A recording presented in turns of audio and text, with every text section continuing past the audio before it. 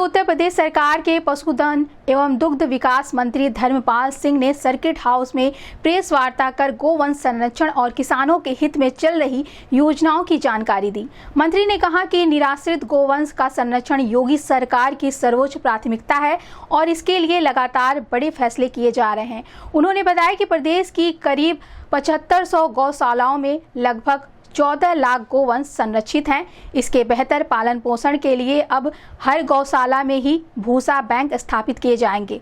इसके लिए अप्रैल तक टेंडर प्रक्रिया पूरी कर ली जाएगी। मंत्री ने गोरखपुर मंडल के चारों जिलों के अधिकारियों, सीडीओ, बीडीओ, एसडीएम समेत अन्य विभागीय अधिकारियों के साथ बैठक कर आवश्यक दिशा निर्देश भी दिए। मुख्यमंत्री के निर्देश पर नगर विकास, पंचायती राज, राजस्व, पुलिस, पशुधन और ग्राम विकास विभागों को मिलाकर एक संयुक्त कमेटी बनाई गई है, जिसकी निगरानी प्रत्येक जिले में जिलाधिकारी करेंगे। उन्होंने स्पष्ट किया कि गोचर भूमि पर अवैध कब्जा हटाने के लिए विशेष अभियान चलाया जाएगा। खाली कराई गई जमीन पर चारा उत्पादन, पशुओं के रहने और अन्य सुविधाओं का विकास किया जाएगा। गर्मी को देखते हुए सभी गौशालाओं में हरे चारे, स्वच्छ पेयजल और लू से बचाव के विशेष इंतजाम करने के निर्देश भी दिए गए हैं। किसानों के हित में मंत्री ने कहा कि देसी गाय कृषि के लिए बेहद उपयोगी है, इसलिए इसके संरक्षण और संवर्धन पर विशेष जोर दिया जा रहा है। साथ ही गोबर गैस को बढ़ावा देकर सीबीजी और पीबीजी गैस उत्पादन के जरिए ऊर्जा समस्या को कम करने की योजना है। इस संबंध में गोरखपुर न्यूज से बात करते हुए पशुधन एवं दुग्ध विकास मंत्री धर्मपाल सिंह ने कहा, आज उत्तर प्रदेश में निराश्रित गौवंश योगी सरकार की प्राथमिकता है। जो हमारी गौशालाएं हैं, इनमें जो 7,500 गौशालाओं में लगभग 14 लाख गौवंश संरक्षित हैं। इनको सबसे पहले इस समय भूसे की व्यवस्था करने के लिए अभी तक हम भूसा बैंक जिले पर बनाते थे। अब माननीय मुख्यमंत्री जी ने निर्णय लिया है कि भूसा बैंक जिले पर ना बनाकर गौशाला स्तर पर ही बनाया जाए। तो आज हमने यहाँ चारों जिलों, मंडल के चारों जिलों के मुख्य विकास ये सीबीओ के साथ साथ वहाँ डिप्टी सीबीओ और गोरखपुर के सभी एसडीएम्स और बीडीओज, अपने बीओज, डिप्टी सीबीओ और बीओ, माननीय मुख्यमंत्री जी ने 6 विभाग के को पशुधन विभाग में सम्मिलित करने का काम भी किया है भूसा गाँव संरक्षण में, जिसमें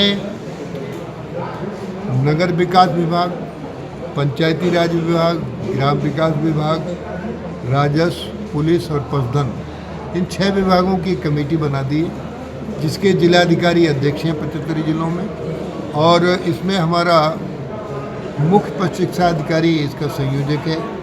तो ये इन सभी विभागों के अधिकारियों का हमने यहाँ बुलाया था। उन्हें निर्देशित किया कि भूसा बैंक इस समय टेंडर कर दिए जाए। भूसा मौसम आ गया है, भूसा आसानी से उपलब्ध भी रहेगा, तो टेंडर करने के निर्देश दे दिए हैं। अप्रैल में टेंडर हो जाएंगे। साथ ही साथ ये भी निर्देशित किया है कि गौशाला स्तर पर भूसा बैंक बना दिया जाए।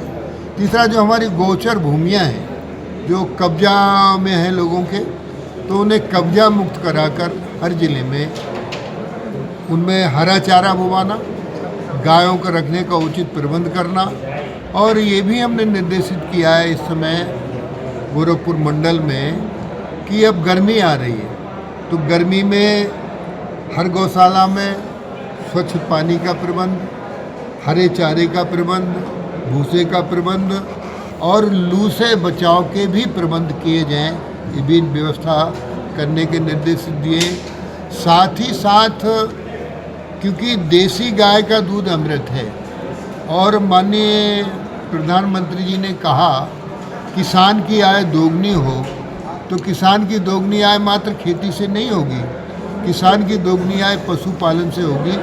और पशुपालन में हमारी एक अच्छी स्कीम है, उसी के लिए हम खेती और पशु दोनों एक दूसरे के पूरक हैं। खेती है तो पशु है, पशु है तो खेती है।